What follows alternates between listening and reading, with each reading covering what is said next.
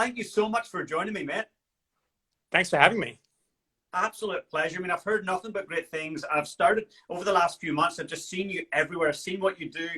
Your most recent book, Compound Marketing, it was brought to me actually from my coach who is over in Australia. And she was like, James, you got to check this guy out. You got to check out the new book. So I'm just delighted that we get a chance to connect with you and understand what drives you and also learn about this new book. So I really do appreciate you making the time. No worries. Who's your coach? Kat Abianek.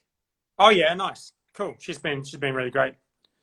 She's been amazing. Yeah, she's really amazing on the social media side of things, you know. So I've been getting coached with her on that side of things for quite a while now. So big ups to Kat. Thanks for connecting us.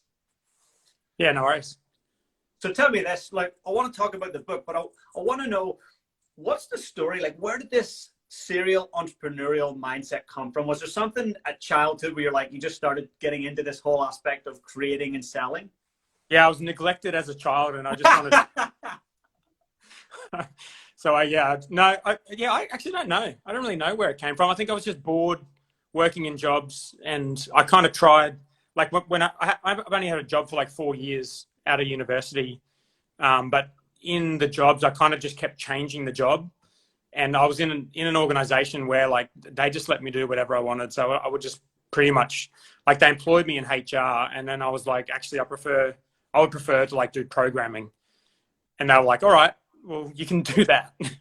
And I just kind of just started doing it, and then they let me do it. So I just kept changing my job and changing it until I realized like I just don't want to work for someone else. So I started thinking about what else I could do, started reading books about starting businesses, and then just quit. I got a promotion, and then we had like our Christmas party, and then I quit like a week later. When I was like 25, I think 26. That's excellent. You've always had a hunger then to drive and succeed and grow. Not always. Probably just towards the end of university, I kind of got my shit together. But before then, it was all bad. I love it. Hey, I can totally relate. I can absolutely 100% relate, man. I love it. And so you're running Black Hops Brewing, doing a freaking amazing job there. It's an amazing brand. And you're also an international speaker, and you have pumped out books. And I don't mean like just a book that, a few people have bought. These are best-selling books on Amazon. So your most recent one is Compound Marketing. So please tell me a bit more about the book. Well, yeah, I've written quite a few books. I think these days it's kind of more of a hobby, because like Black Ops has turned into like, that's like my job now. It's pretty much all I do. But outside of that, I've still kind of got this, I still think about shit, and I'm like, oh, I might as well write it down. And then once I write it down, I'm like, okay, I could write a blog post, but then if I've got like 10 of them, that's like a quarter of a book. And then I'm like, well, if it's a quarter of a book, I could probably just write a book and just do it as like a bit of a hobby. There was a while there where I was writing them and kind of I had a membership, and I was kind of doing the whole online influencer thing and stuff, but I shut all that down when Black Ops kind of took off. I didn't really enjoy it, to be honest. I didn't really enjoy it as a job. I like it as a hobby. That's but the latest book is like, I've written, all my books are basically about online marketing, content marketing, and startups. And I kind of brought it all together with this one because I just like figured like early on, I kind of had this approach to marketing, which was like create shitloads of content, and that was it. And so I wrote books about that. And then business stuff was like create shitloads of businesses and then just fail a million times until one of them works. And so I wrote a book about that. But I kind of feel like I'm bringing it together now with a company that, it's a bigger, more sustainable, more solid business than I've ever had. I've worked in it, for a few years straight, and I feel like continuing to work in it. It's not something I kind of want to get rid of and start another one. And the marketing stuff has all come together because it's not like about creating lots of content. It's more about really engaging with groups of people to make them care about the brand. And there is still a lot of content because we do a lot of social media. We do blog posts, we have a podcast, we do all that stuff. But I feel like it's no longer kind of throwing shit at the wall and hoping something will stick. It's more organized, more strategic, and not just content. It's also about really focusing on the brand, really telling your story, or like every time you release a product, telling a story about the product So those kind of elements were coming together. I was kind of writing some ideas down around content, storytelling, branding, and community. And community, I mean like your customers and community and fans, as opposed to like, serving the community. And they're basically the four things I spend all my time on now, other than kind of staff stuff. But they're basically, from a marketing and business point of view, the things I spend all of my time on. And we've been able to grow the business to way bigger than any business I've ever had. And we still don't have really have marketing people. Like, we've got people that help out with social media and stuff. But that kind of strategy of focusing on those things has helped us build this company without spending any money on advertising, without doing really anything. That's mind blowing. Well Yeah. done. And so for people that are watching this on replay, so if they're running a business, whether it's a small business, maybe, working towards 6 figures or 7, or maybe they're pushing up into going into the 8s. So if marketing is chewing up a ton of their revenue, what you're saying is like, actually, there is a formula. I've got 4 key pillars. If you can actually invest in these 4 key pillars, you can see some massive growth without paying top dollars to some marketing agency. Yeah. I mean, I don't like the word formula, because I kind of feel like I'm going back to my online influencer ways by like giving people, like a list of things they have to do, and then saying, if you buy my book and join my membership, then everything will be fine. And I've gone so far the other direction from that. So I don't like the idea of formula, but I do think there's lots of different ways to market a business. And, I've never been good at the paid advertising stuff. I've tried, over the years of being an entrepreneur, I've tried so many different options of paid traffic, paid advertising, just like billboards, like, paid banner ads on websites, all of that kind of stuff. I've never really understood it. I've never been good at it. And I've constantly been searching for another way to do it. And it kind of turns out that if you can get good at doing the other way, which is like the more organic kind of storytelling way, then you end up in a position where you've got a really, really strong advantage, because it's not just kind of saving money each month on marketing. It's more that you kind of build up a level of brand love that is really hard to replicate with paid advertising. Like our brand, I think, is very strong. I think that's the bigger part of it. Like at the moment, our business is quite healthy. If we wanted to spend 10 grand, 20 grand, 30 grand a month on marketing, we definitely could afford to do that, or more. We could spend more. But the fact that we don't have to, and the fact that we build up a level of kind of brand love that other people can't really get with paid ads, I think is a really enormous advantage. And like the point I make in the book is it's moving away from this kind of transactional model where you're paying for something to get an immediate return, as opposed to investing in something and getting payment over the long term. And that's why the word compound marketing, because I was sort of starting to reflect on all the different things I do in a business for marketing. And the whole time I've been thinking, okay, this is a long game. Like, it's going to be, I'm not going to write one blog post and it's going to go viral. Like, I've written hundreds, probably thousands of blog posts. And, you're not going to start a Facebook group and have like immediately thousands of people in there super engaged and loving it. Like, that's not how it works. Like, I started my first group with 10 people when I did my first book, and I built it up from there. And it took a very long time for that to happen, but eventually it ends up paying back. And that kind of approach to marketing is not, like, you hear people talk about that in business, the long game and everything, but you don't really hear it talking about as a marketing strategy. And I did marketing at university, and this never came up. Like, this was not, marketing was always something that was like a transactional thing. And that's not how I've ever thought about marketing. And now I think the timing is good, because I've actually got some evidence that we've got a solid business that we've built. It's one of the fastest growing companies in Australia. I think we're doubling every year for 5 straight years.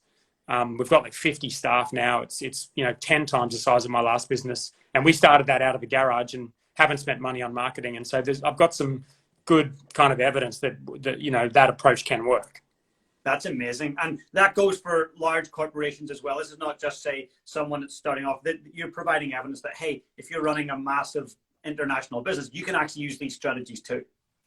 Yeah, there are some examples in the book that I talk about. There's definitely some companies that are doing this well. Like big corporations, I don't know how many of them are doing it well, but they're definitely like the more modern startups. Like, you look at brands like Tesla, what Elon does, the way he approaches things, brands like Peloton, And I don't know that I haven't like sat there and done research on how much these companies are spending on advertising. I'm sure someone at university can do that work, but I can see these companies, like even if you just take kind of the Tesla thing, I constantly see in Australia, I constantly see ads for car companies. Like I think car companies are basically holding up these media companies. They're just, and they're all articles and ads. Every time you get on news.com, there's like the best car has just been launched in Australia, and it's just some shitty Toyota that they're paying all this money to advertise on. And like Tesla don't do any paid advertising at all. And that's the only car I want to buy. I don't want to buy any new Toyota SUV. I want to buy a Tesla because I know the brand. I think the product's great, and I love the story and all of that stuff. And I've been following them for a while, and I'm on board. I'm part of that kind of community of people who want to be part of it. And so I think it's possible at any scale. And but I don't know if if you're an old school corporation, if you go and shut down all your paid traffic and then just do this, I think that's probably not the best idea. But at least from my own personal experience, I always did kind of think, okay, it's fine. And that's often the argument you get with content marketing. It's sort of like, okay, it's fine to do, it's free as long as the founder's doing it and you're not paying for their time, but it's only going to get you so far. But, I just don't really believe that anymore. And I know for at least with our company, we've gotten this far without it. And I feel like that's going to keep going as long as we do a good job at engaging the community, keeping the brand strong and telling the story, and keeping up with the content and the kind of approach we take to things. And as long as that, if everyone did this, it wouldn't be that interesting. And so for us, it's kind of a good point of difference for us. But for someone else to go and shut down everything they're doing and double down on this, it's quite difficult. It takes a bit of a leap of faith. And so for that reason, it ends up being a good point of difference. It's really hard for all your competitors to kind of copy what you're doing. And even if they take a bit of inspiration from what you're doing, to me, it only kind of helps. To me, it only helps. And it's a really hard thing to replicate. It's hard. It's easy enough to replicate paid strategies, I think. But it's really hard to replicate, the love that people have for a brand, or, a genuine, unique story, and a group of people who are really passionate about the brand. Like that kind of stuff is really hard to replicate. And I think sometimes even the paid strategies actually do more harm than good. Like I see, our competitors doing a lot of paid traffic for things, and then you see the results come out, and we've done just as well, if not better, without that. So like, what are people thinking? Like these companies are trying to buy people's love when, there's other companies that are just having a crack, being genuine and getting that love. So I think some of the paid strategies can kind of work against that. 100%. I totally resonate with what you're saying about Tesla, and Apple kind of sticks out there for me a little bit as well, where they've got evangelists who love the product because of the story that it tells and how they connect themselves with that. So for a business, small, medium, or large, the whole storytelling aspect, how should we present a story about our business or our brand so that it can connect with more people? Yeah. So again, like I said before, when the books I've read on storytelling were all sort of like, this is the structure you need to follow. And if you follow this structure, your company will have a great story. And I don't subscribe to that. Like what I've tried to do in my book is say, these are the different types of stories that you can tell. And if there is one that is a genuine story that fits into your business, then you should be learning about this and telling it because it's going to be beneficial. But if there's not, there's not. And I don't think you should be making things up. And there's a lot of that in our industry where you've got, products that are kind of themed after like fake explorers or convicts or some shit. And it's like, this is the beer they drank. It's like, that's actually not. It's just, you're just doing that for marketing. It's quite obvious and, kind of depressing. But so I think stories have to be genuine. That's what I think. And if you're like, with the companies I've started, my businesses have always had a genuine sort of founding story. And, that's helped me a lot. I've used that a lot throughout my marketing and throughout my story. Just because it's a good, genuine story of like the current business, it's three mates having a crack. We started in my mate's garage, and it just kind of blew up from there. And people have been following along this whole time. And that's just a good, fun story, especially when it comes to beer, because it's kind of like every man's dream to like do a homebrew and then build a brewery. Yeah. And so that works for us. It's a great story, but we don't stop there. So that's like a typical founding story. But what we do a lot of as well is like product stories or even customer stories. So we've just brewed our 200th beer and that's about 5 years in the making, but we've done probably 150 of them in the last 2 years. And so we're constantly bringing different beers out, and a lot of these beers, come out with some kind of interesting story. Like one example I've got in the book is one of our Facebook group members suggested a beer for an event, and we're like, oh, that's a cool beer. But the event was cancelled. So we kind of thought that was over. They thought that was over. But instead of it being over, we brewed the beer anyway and kind of acted like the event was still going, and, gave him credit when we released the beer, surprised him by sending it to his house, did a full branding and everything for it, and did release the beer anyway, and then did a live call and pretended we were doing the tasting for the event. And that's an example of where that, if we didn't choose to do that, not that we only chose that because it was a good story, but I'm always conscious of if we got to make 200 beers, we may as well make some that have a good story behind them. And when he suggested that, it's if we do this is going to be a good, fun story for him. It's going to be a good, customer success story. It'll be good for that community of ambassadors in the group on Facebook where we've got almost 3,000 people. And so for all of those reasons, it became a really good story. And we chose to kind of go down that path. One reason being because we knew it would be a good story. And I talk about that in the book where if you're an entrepreneur, you've got a business, you can choose how you spend your time. And I choose to spend 0 time on paid strategies and 100% of the time on organic compounding strategies. And I choose to look for stories in what we do and, chase press opportunities and, do beers that will involve our customers, engage our audience, all of that stuff, because I know that stuff is compounding activity. And, if you're aware of it and you kind of understand what stories can be useful, then you're more likely to kind of go down that path and chase those opportunities. That's amazing. I love it. So genius. And I think more companies do want to look at organic marketing because it has its limitations, it has its costs. And I think when you're going organic, it's so much more authentic. I love that. And let's talk about the book as well. Go ahead. In my case, I've gone all in on organic strategies and compounding strategies throughout my whole career as an entrepreneur. And it hasn't always worked. I've had a lot of bad years. But I've just continued doing it and believed that it was going to work, and it did work in the end. But I do like to think that that's not the only way to do it, because not everyone wants to be that ruthless, and also just kind of fail for that long before things work. So it makes sense to me that if you are really good at paid ads and it's working really well for you, that you would keep doing that. But maybe you would also kind of dabble in some of this stuff, set up a blog, do some content, set up a group for your community members, really start thinking about the brand and what it means and telling stories and that kind of stuff at the same time. And then maybe doing a bit of both. And, who knows, maybe eventually you don't need the paid stuff, or maybe you come up with a really nice combination of both that works for your skills and you get the best of both worlds. I love that. And you talked about starting it in a garage with a couple of your mates, and then now you've got a brewery. So for those people who haven't engaged with your brand yet, where's the brand at now? It started in the garage. Where are you at now? Yeah, so we've got 3 breweries now. So 3 breweries, 3 tap rooms. We just bought one and turned it into Black Hops Brisbane, which is the city kind of 100 kilometres from here. We've got 2 in our local area, 1 up there. We're about to release a 4th tap room just for barrel-aged beers. And the brand is, we just got voted the #1 craft brewery in the country. The brand is extremely strong. We're doing 2 to 3 million litres of beer a year, which puts us as sort of one of the bigger independent brewers.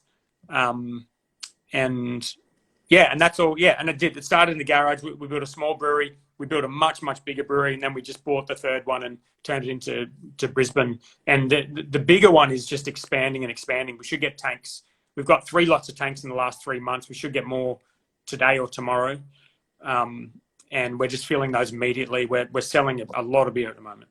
And it's also, from this year, it's been a good, solid, consistently profitable business. And that's quite difficult for this kind of business, because it's a very, very difficult business to run. Like if you're going to run a small brew pub, you're probably going to be always profitable and it'll be fine. But if you're going to try and distribute a liquid product that you make around a country as big as Australia, that's very difficult to do and still make money. So that's probably what I'm most proud of, is now we've gotten through that kind of valley of death where you just have to invest in all this equipment and you don't have the scale to actually not lose money every month. So we've gotten through that hurdle as well.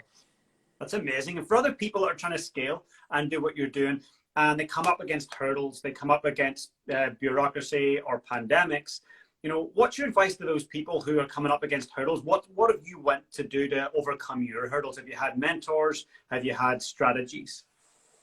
I wouldn't say I have mentors. I'm much more of a do it myself type person. I'm not really that into coaching, mentoring stuff for whatever reason. I don't really know why, but I observe what other companies do for sure. And I have, other colleagues in the industry that I kind of turn to if I need to.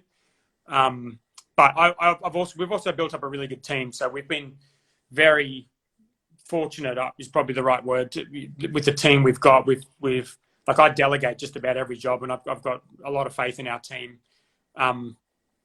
We were able to move pretty quickly with the pandemic. We were kind of worried it was going to completely squash our business. We went from, I think, the week before it hit here, we have a business that sells beer to bars and restaurants and sells beer at our own bar and restaurant, and all of those were shut down with about a week's notice. So, and that was about 40% of our entire business. And this is a business that's just breaking even at this point. So it was very scary, but we were able to do a couple of things. I mean, one, the shutdown here only lasted 4 to 6 weeks. Throughout that whole time, we're still doing takeaways, and we also had the retail trade into bottle shops that went through the roof. So we were fine from that point of view. During that 1 month, we were able to execute really quickly and get a local delivery app up and running.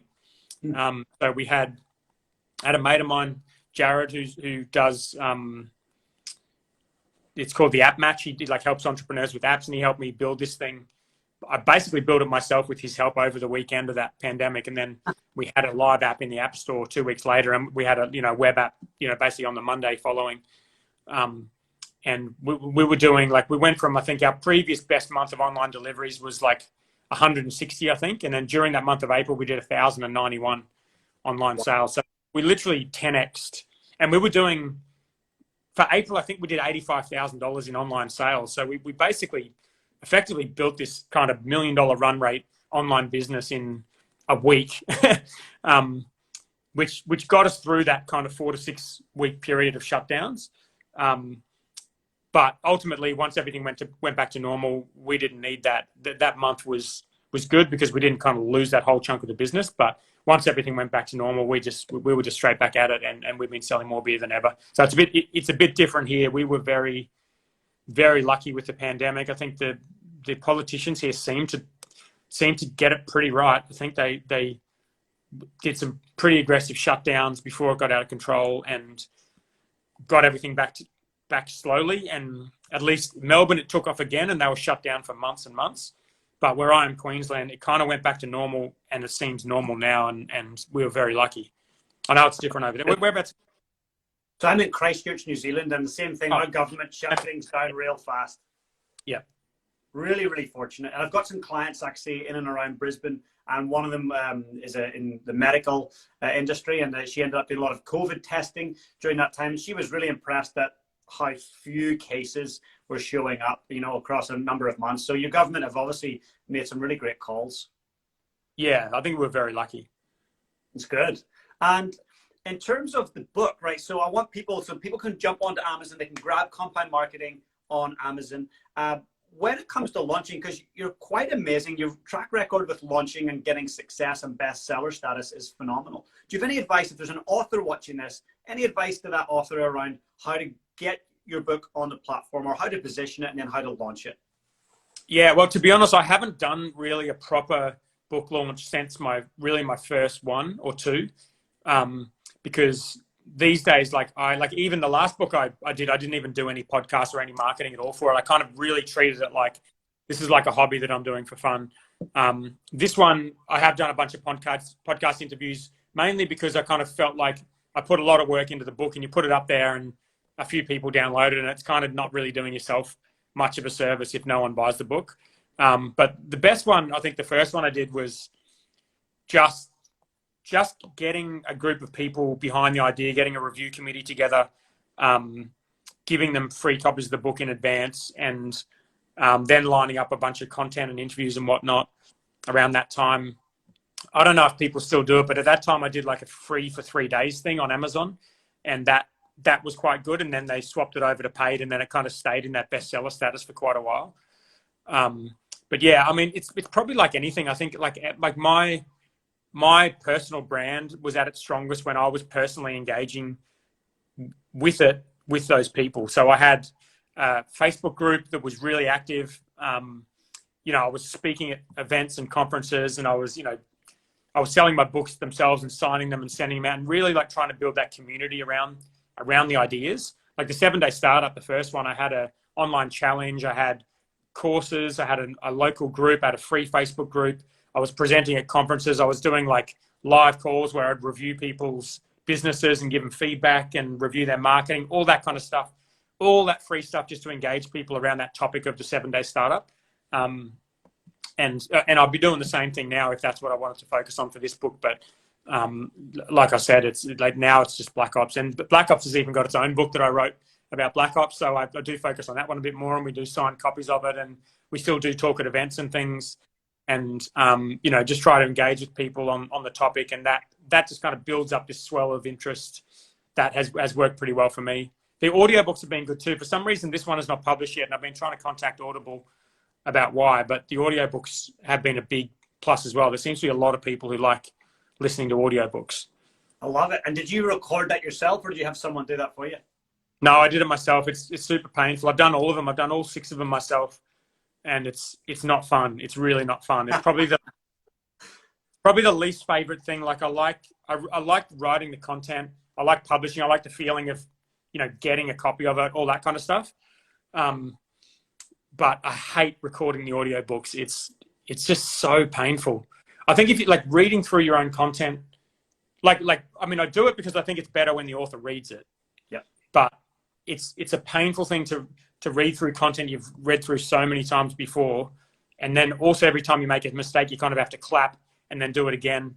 And it's quite difficult not to make mistakes when you're reading content. I think you just kind of, like you never really, as an adult, you never really read out loud anymore. So you kind of forget. It's actually not that easy. And then you want to get the words exactly the same as the book, so that whisper sync thing works, so they can sort of listen to the book and read the Kindle and it syncs up. So yeah, it's frustrating, but yes, I have done them all myself. And if I write another book, I'll do it myself because I think it's worth it. And the audiobook sales tend to go really well too. So it's worth it from that point of view. That's brilliant. And in terms of the book itself, do you have a paperback or a hardback and an ebook version? Yeah. So it used to be through CreateSpace. I think Amazon owned them now. I think it's just through ACX or whatever the name of the Amazon, or Author Central or whatever Amazon does. But yeah, I've got a guy that helps me with the formatting. So I do the whole book in Google Docs. I get Chris from Jet Launch is the guy who helps me with it. He does the editing and the formatting. It doesn't cost a whole lot, to be honest. It's reasonably easy. He just puts it in a format from the Google Doc into a format that works on paperback and PDF and Kindle. And you can just upload those files into Author Central. It's pretty easy to do. And there's print on demand. So like, it doesn't really cost you a cent. Like when I make a book, the only thing I really pay for is the design of the cover and the formatting of the book from Chris, but it's really not a whole lot of money. It's probably like, it's under $1,000. Amazing. And yeah, and I would get that back on just audio book sales alone, like reasonably quickly. So it's not a huge money making thing, but it's not like I'm pouring money into it. It's quite an easy thing to do. That's brilliant. Well, you're making such an impact, and I think that's one of the most important things in terms of what you're doing with marketing, is showing people, hey, here's how we can do it. Here's a pathway. So, other than what you're doing with your business, what else in your life are you juggling? Do you have a family that you're looking after as well? Yeah, I've got 2 kids. I have them 50-50. So yeah, that can be full on. But yeah, that seems to work pretty well. They're like 10 and 12, so they're kind of looking after themselves a little bit more now. It was a bit harder when they were younger. I've got a wee boy who's 4. We do 50-50 as well. So I totally understand that juggle. And So Yeah. any advice for dads out there who are entrepreneurs, dads that are busting their gut, but want to be there for their kids? Any advice just to keep moving in the right direction? Drink more beer. Black Hops Brewing beer, right? Yeah. I love it. So good. Hey, that's all we need. That's perfect.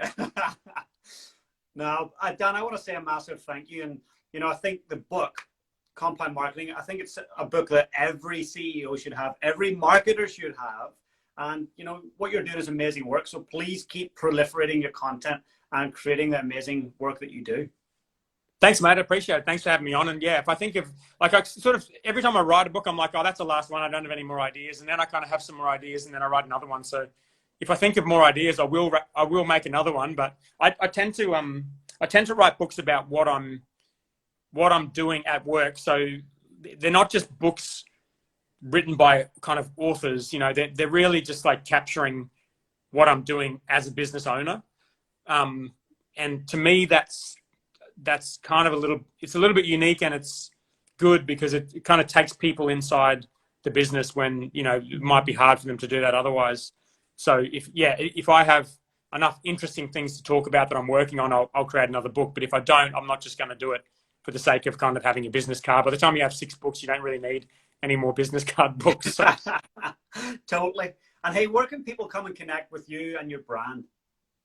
Yeah, I mean, like I said, I don't do a whole lot with my personal brand anymore. I've got the books there. I'm on social media, obviously on Instagram at the Dan Norris, Facebook, Twitter. I don't use Twitter a whole lot, but yeah, if you're interested in looking at what Black Ops are doing, that's what I spend all of my time on now. So have a look at Black Ops Beer, have a look at how we go about our marketing, and if you are anywhere in Australia, you can buy the beer and get behind the story and get behind a bunch of independent people kind of building an exciting business. I love it. Now, hey, everyone that's in Australia that's watching this, please do support Black Hops Brewing. Go buy their beer, enjoy it. And as Dan says, be a part of the story. That's what it's all about. Engage and interact. Hey, thanks a million, Dan. I really, really appreciate you taking the time. I look forward to connecting with you once this bubble opens up between Australia and New Zealand. I'd love to come and check out one of your tap rooms. Yeah, that sounds good. Well, we've done a collab with Altitude in Queenstown over the COVID period, and we're keen to do a couple more over there. New Zealand's got a really good craft beer scene, so once that's open up, we'll be coming over there for sure. Come and say hello, please. Hey guys, if you enjoyed the content today, please smash that subscribe button below. And if you want to become part of my community, I've got an amazing free Facebook group. Please come and join us. The link is in the description below. And also, if you've got any questions about today's session, I'd love to know. Just comment below and I'll be sure to get back to you guys. Have the most amazing day.